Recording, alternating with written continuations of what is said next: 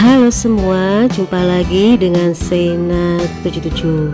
Kali ini aku membuat Danish pastry.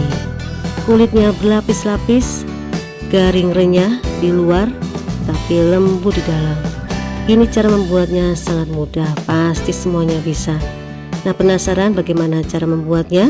Yuk simak dan tonton terus videonya sampai selesai. Untuk cara membuatnya, siapkan mangkok, masukkan 250 gram tepung terigu yang protein tinggi, 40 gram gula pasir, 1 sendok teh ragi instan. Aduk sebentar biar rata. Nah, kalau sudah, tambahkan atau masukkan 125 ml susu cair UHT yang suhu ruang. Jika diuleni pakai tangan, kalau diuleni pakai mixer gunakan yang dingin dari lemari es ya. Ini bisa diganti dengan air putih biasa. Terus masukkan 50 gram margarin dan seperempat sendok teh garam. Aduk sampai nanti adonan menyatu, menggumpal, tidak lengket lagi di mangkok atau sudah kalis. Itu berarti sudah cukup seperti ini. Kemudian akan aku pindahkan ke alas meja ya. Terus uleni adonan ini nanti sampai kalis, sampai halus dan mulus, nanti terasa sedikit mengembang dan adonan ini terasa ringan ya. Diuleni ini kurang lebih 10 menit kalau pakai tangan. Kalau tidak mau capek boleh pakai mixer. Nah, seperti ini sudah cukup. Untuk adonannya ini sudah terlihat dia halus dan mulus. Jika ditarik akan lentur, kelihatannya. Ini adonan juga sudah terasa sedikit mengembang dan ringan. Ini langsung saja kita pipihkan dengan rolling pin seperti ini. Untuk lebarnya ini tidak perlu sampai lebar sekali ya, kira-kira seperti ini. Ini kurang lebih ukuran piring. Nah, kalau sudah ini dibungkus pakai plastik dan akan dimasukkan ke dalam freezer biar beku. Tujuannya untuk memperlambat fermentasinya. Jadi untuk adonan ini tidak perlu disimpan di freezer itu sampai semalaman, cukup dia sampai beku saja ya. Makanya ini termasuk cepat dalam membuat Danish pastry. Nah, ini sudah siap, ini masih lembek, masukkan langsung ke freezer. Nah, setelah 1 atau sampai 2 jam ini aku keluarkan, kelihatan ini adonan sudah beku, sudah keras tuh. Jadi ini biarkan dahulu dalam suhu ruang nanti sampai sedikit lunak ya. Sambil menunggu kita siapkan untuk margarin pastrinya 125 gram atau mentega pastry. Kemudian ini akan aku masukkan ke dalam plastik. Akan aku pipihkan supaya pengerjaannya lebih cepat, lebih rapi. Karena kalau langsung digabungkan ke adonan itu terkadang agak lengket dan memakan waktu yang lama ya. Karena ini sifatnya dia tidak cepat meleleh. Dia agak keras sedikit, agak padat, jadi menurutku lebih enak kalau dibuat seperti ini. Kemudian disimpan dalam lemari es kurang lebih 15 menit supaya beku.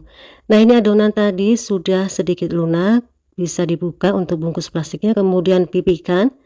Ini dipipihkan nanti kurang lebih, yang penting ukuran untuk coarse fatnya atau mentega pastrinya itu bisa pas ya di tengah, tidak melebihi dari ukuran kulitnya. Nah, ini kira-kira segini sudah cukup ya. Untuk mentega pastinya sudah keluarkan dari lemari es dan ini sudah beku. Tinggal dikeluarkan dari plastik, langsung letakkan di bagian tengahnya, kemudian ditutup. Untuk kedua ujungnya ditemukan di tengah seperti ini. Terus dicubit-cubit sedikit supaya rapat dan terkunci. Begitu pula dengan yang bagian ujungnya juga kita kunci ya, biar nanti untuk menteganya itu tidak keluar atau tidak bocor. Terus diputar posisinya, kemudian digilas dengan rolling pin. Tekan pelan saja bagian atasnya ya, ditekan-tekan dahulu biar mentega pastrinya bisa menyatu dengan kulitnya. Jadi jangan sampai terlalu kuat tenaganya ya, supaya tidak rusak, tidak sobek. Terus ini digilas nanti sampai didapat di ukuran kurang lebih 45 cm. Dan lebarnya kurang lebih 20 cm. Seperti ini sudah cukup. Kemudian ini dilipat untuk yang pertama kali, namanya lipatan double. Caranya seperti dalam video ya. Kemudian ditumpuk dan aku putar untuk posisinya.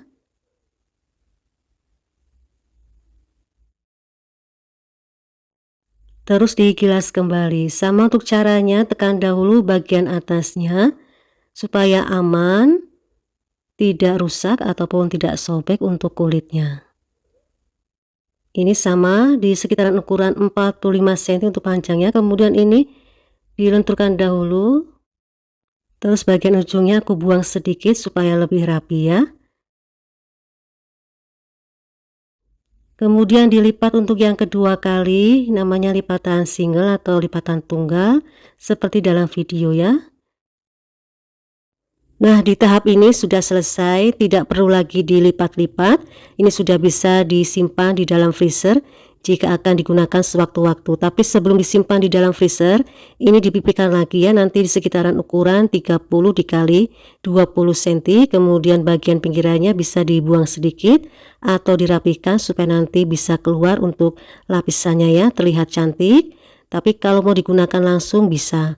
Kalau mau disimpan di dalam freezer, ini diberi alas plastik ya, ketika akan ditumpuk supaya tidak saling menempel atau tidak lengket. Nah, ini seperti ini sudah siap, ini bisa disimpan di dalam freezer. Kemudian kalau mau digunakan baru keluarkan dari freezer, tunggu di suhu ruang sampai dia nanti lunak atau sedikit lembek. Tapi di sini kan aku pakai langsung ya, ini aku pakai untuk bentuk croissant yang gulung. Di ukurannya ini sekitar ukuran 6 dikali 14 cm untuk masing-masingnya ya. Kita lihat untuk lapisannya terbentuk dengan cantik, walaupun ini tadi hanya digilas memakai tangan saja, tidak memakai mesin. Ini aku ambil satu. Untuk isiannya ini aku pakai selai stroberi, mau pakai coklat juga boleh, sesuaikan saja dengan selera dan kebutuhan. Kemudian tinggal digulung saja. Nah, seperti ini, tinggal diarahkan saja ke depan pol sampai di ujung. Kalau sudah dirapikan atau kalau perlu bisa diberi lem pakai putih telur untuk ujungnya supaya menempel, tidak terbuka saat dipanggang.